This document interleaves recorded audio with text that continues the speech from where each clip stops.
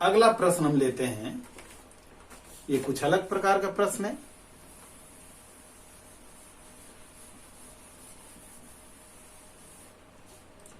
एक फल विक्रेता ने 60 संतरे 10 रुपया के भाव से, संतरा की संख्या है 60, एक फल विक्रेता ने 60 संतरे 10 रुपया के 12 के भाव से खरीदे और फिर 12 रुपए में 10 के भाव से बेच दिए, तो विक्रेता के लाभ या हानि का आकलन करें।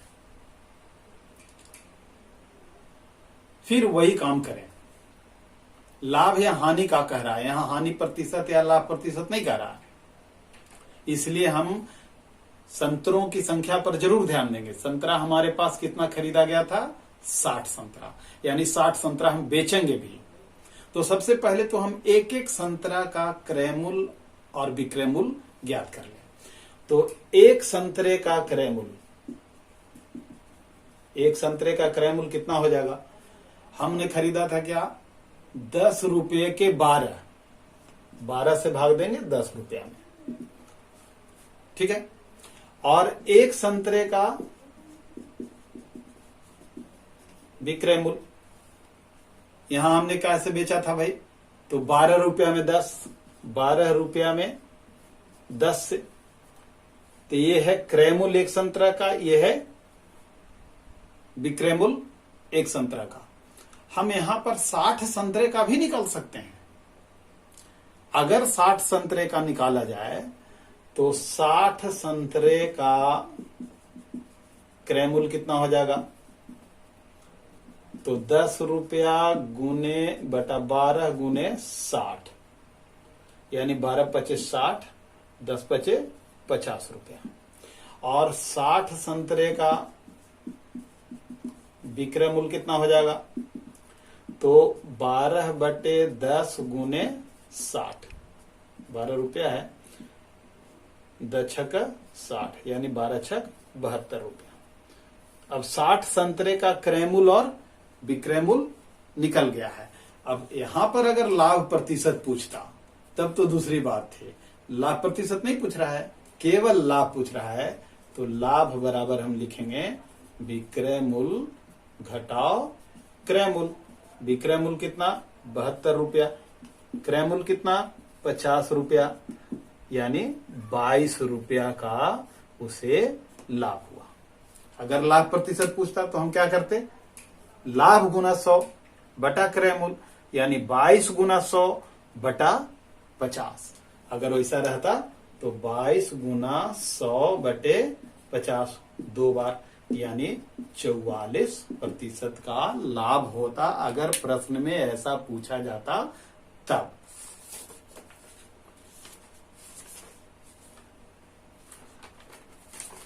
अब हम पुनः अगले प्रश्न की ओर चलते हैं।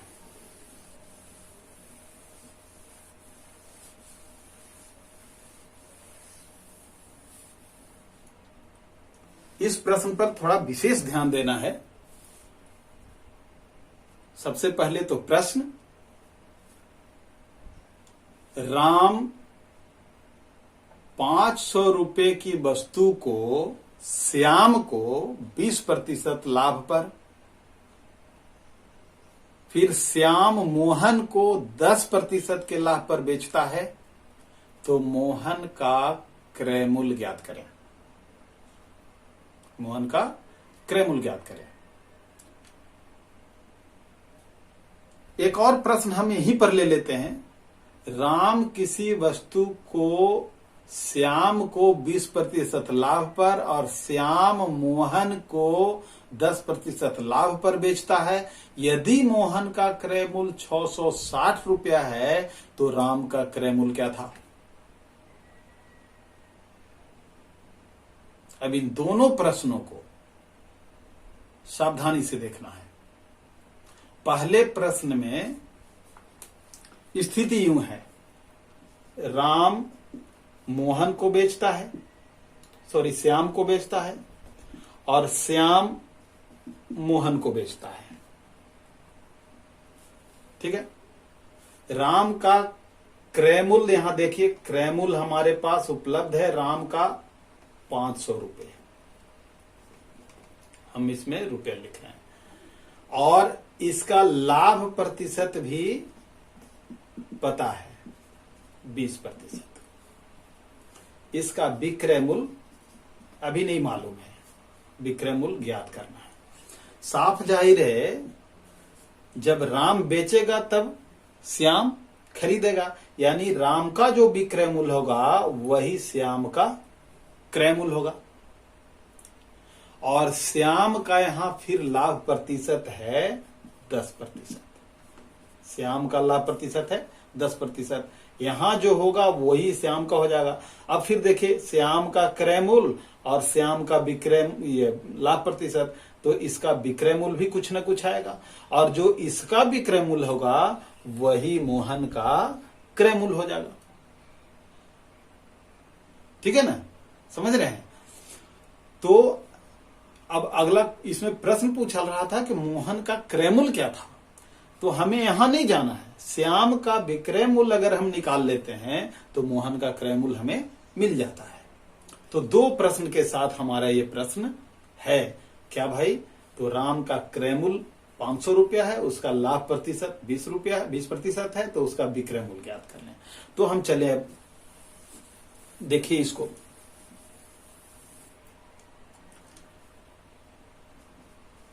क्रय मूल्य कितना है? 500 रुपया। लाभ प्रतिशत कितना है?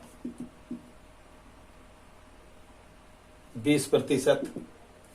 ठीक है, तो हम विक्रय मूल्य निकालेंगे। विक्रय मूल्य निकालने के लिए क्रय मूल्य इंटू यानी 500 रुपया इंटू 1 प्लस 20/100, यानी 500 गुने 120 कर देंगे। 120/100, 1 0 से 1 0 कट गया, 12×5 = 60, यानी 600 रुपया। ये 600 रुपया क्या हुआ? राम का विक्रय मूल्य। तो जो राम का विक्रय मूल्य है वही श्याम का क्रय मूल्य। श्याम का क्रय मूल्य कितना हो गया?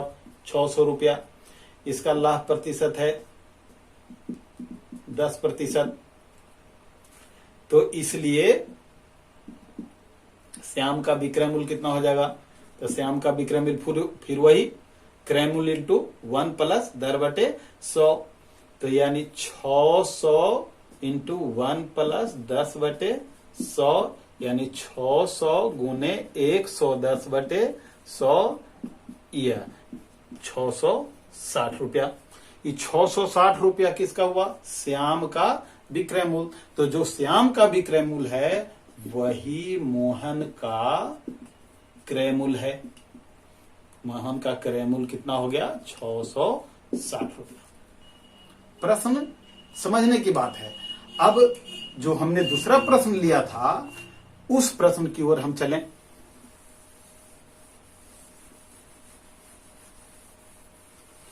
दूसरे प्रश्न में फिर वही है कि राम, श्याम और मोहन, अगर हम बात करें यहां इस प्रकार से कि ये क्रय मूल्य, लाभ प्रतिशत और यहां विक्रय मूल्य,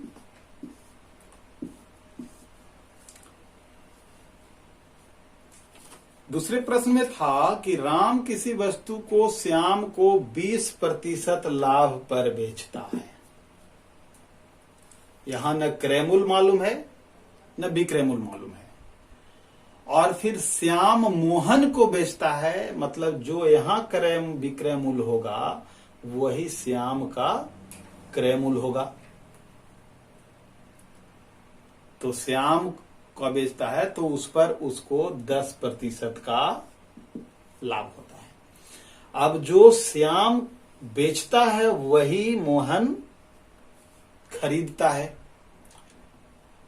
और मोहन का क्रय मूल्य यहां दिया हुआ है 660 रुपया। तो राम का क्रय मूल्य क्या था? तो देखिए मोहन का क्रय मूल्य दिया हुआ है, इसका मतलब है कि श्याम का ये विक्रय मूल्य है। जब श्याम का विक्रय मूल्य है, लाभ प्रतिशत है, तो श्याम का क्रय मूल्य निकालेंगे, और जब श्याम का क्रय मूल्य निकालेंगे तो वही हो जाएगा राम का विक्रय मूल्य। और राम का विक्रय मूल्य यहां है तो लाभ प्रतिशत दिया हुआ है, तो फिर राम का क्रय मूल्य निकालें। तो हम क्या लिखेंगे, मोहन का क्रय मूल्य बराबर श्याम का विक्रय मूल्य बराबर 660 रुपया। और श्याम का लाभ प्रतिशत दिया हुआ है कितना भाई, 10%। तो हम क्या निकालेंगे यहाँ पर, क्रय मूल्य। किसका क्रय मूल्य, श्याम का। श्याम का क्रय मूल्य निकालेंगे तो क्या, विक्रय मूल्य बटा 1 प्लस 10/100, विक्रय मूल्य 660, 1 प्लस 10/100 यानी 660 गुने 100 बटे, इसको एक बार जोड़ दें, ये 6 बार यानी 600 रुपया। 600 रुपया क्या है, श्याम का क्रय मूल्य। तो जो श्याम का क्रय मूल्य था वही राम का विक्रय मूल्य था। तो यहां लिखेंगे, इसलिए राम का विक्रय मूल्य बराबर 600 रुपया। और राम का लाभ प्रतिशत कितना था, 20%। इसलिए क्या निकालना होगा, इसका क्रय मूल्य। तो इसका क्रय मूल्य बराबर क्या होगा, विक्रय मूल्य बटा 1 प्लस 10/100 यानी 600 बटा 1 प्लस 20/100 यानी 600 बटा 120/100 यानी 600 गुने 100 बटा 120, 12×5=60 यानी 500 रुपया। तो हम समझते हैं दोस्तों, इस प्रकार के प्रश्न आपको हल करने में आसानी होगी, आप उसको कठिन महसूस नहीं करेंगे। चलते हैं, एक प्रश्न और है जिसको हम ले लें, उसको देखें।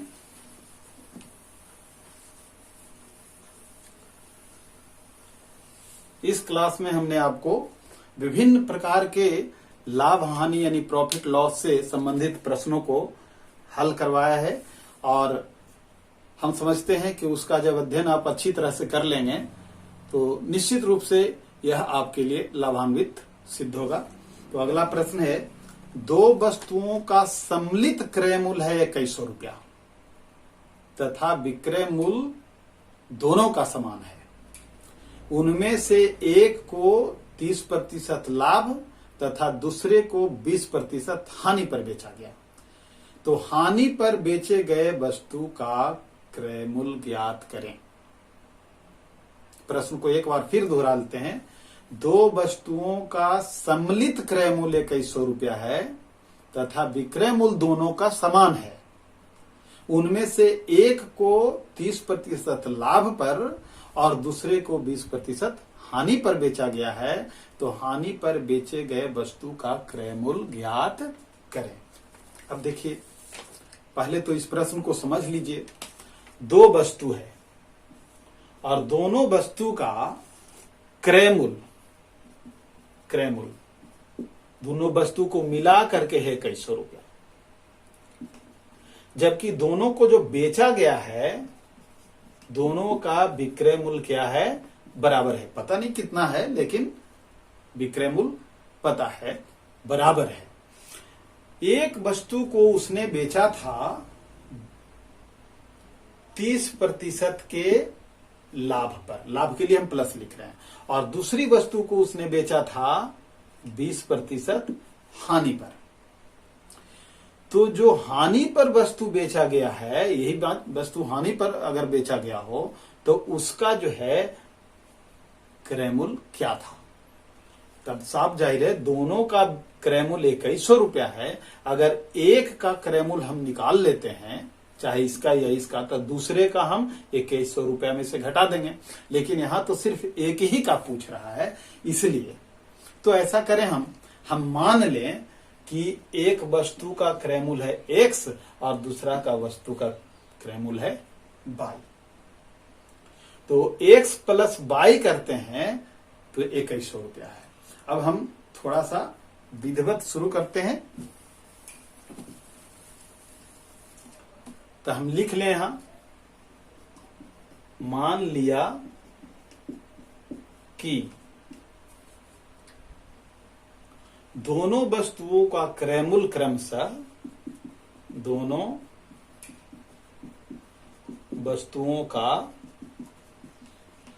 क्रयमूल्य क्रमशः x रुपया और y रुपया है। x रुपया और y रुपया है। तो प्रश्न के अनुसार क्या है? प्रश्न से अगर दोनों वस्तुओं के क्रयमूल्य को जोड़ते हैं तो 2100 रुपया होता है। इसको हम एक मान कर चलते हैं। अब हमने आपको कहा था कि एक पहली वस्तु को उसने 30% लाभ पर बेचा था, तो हम लिखें पहली या वस्तु का विक्रय मूल्य क्या भाई? तो क्रय मूल्य इंटू 1 प्लस दर बटे 100, ठीक है। यानी x गुने 130 बटे 100, 100 में एक 30 जोड़ देंगे, ऐसा लिखेंगे इसको। कुल मिलाकर के हो गया 130x बटे 100 रुपया। ये पहली वस्तु का विक्रय मूल्य है। उसी प्रकार से फिर दूसरे वस्तु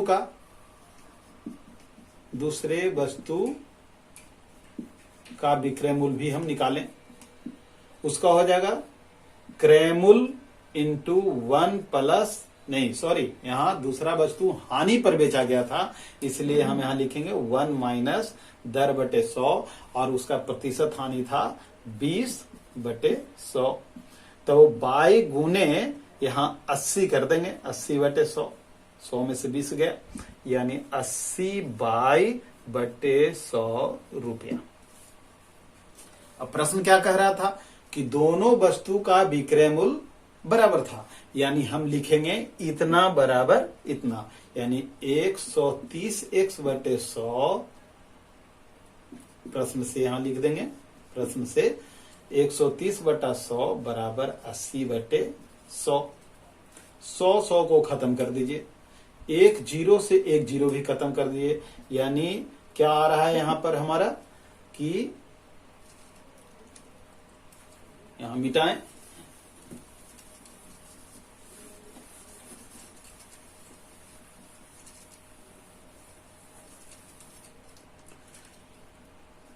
(13x बराबर 8y। हम y को इधर कर दें x बटे y, यहां 13 को इधर कर दें 8 बटे 13, यानी हो रहा है क्या कि x अनुपात y बराबर 8 अनुपात 13, ठीक है। 8 अनुपात 13, यानी दोनों वस्तुओं का x और y क्या है? क्रय मूल्य है। तो दोनों वस्तुओं के क्रय मूल्य का अनुपात है 8 और 13। उसने कहा था कि जो वस्तु हानि पर बेची गई है उसका क्रय मूल्य ज्ञात करें, तो हानि पर वाली वस्तु ये है और उसका अनुपातिक क्रय मूल्य है ना। तो सबसे पहले क्या करेंगे कि अनुपातों का योग कर देते हैं, अनुपातों का योग, यानी 8 जोड़ 13 21।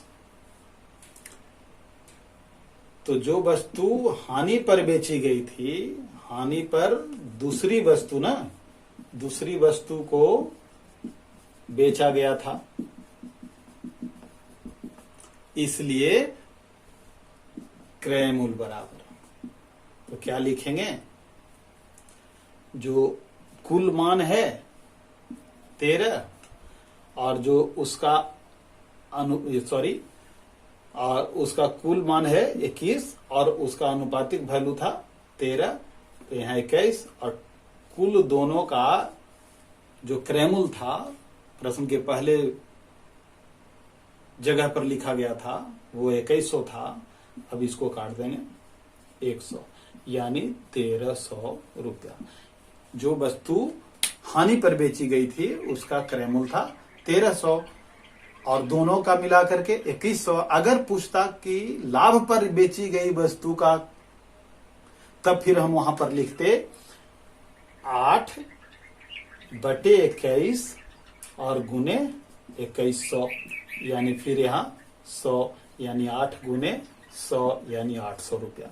अब देख लीजिए, अगर पूछा जाता तो, ये पूछा नहीं गया है, हम देख रहे हैं, तो ये दोनों वस्तु को अगर जोड़ें तो 13 वाट 2100 रुपया, दोनों वस्तुओं का क्रय मूल्य 2100 रुपया आ गया।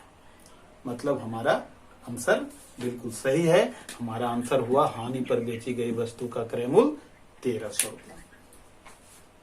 तो हम समझते हैं दोस्तों कि ये हल किए हुए प्रश्न जो आपने पार्ट 2 में देखे हैं, पार्ट 3 में देखे हैं, ये दोनों का अगर आप अच्छी तरह से अध्ययन करते हैं, ध्यान में रखते हैं, प्रश्नों के हल के तरीके पर ध्यान में रखते हैं, प्रश्न की समझ को रखते हैं, तो जरूर यह आपके वर्ग के लिए, आपकी जानकारी में काफी सहयोगी सिद्ध होगा। अगर यह आपको लगता है कि आपके पसंद लायक है, आपने इसको पसंद किया है, तो इसे दूसरे दोस्तों को भी शेयर करें और अगले वीडियोस की खबर आप तक पहुंच जाए, इसलिए आप सब्सक्राइब भी करते चलें। धन्यवाद।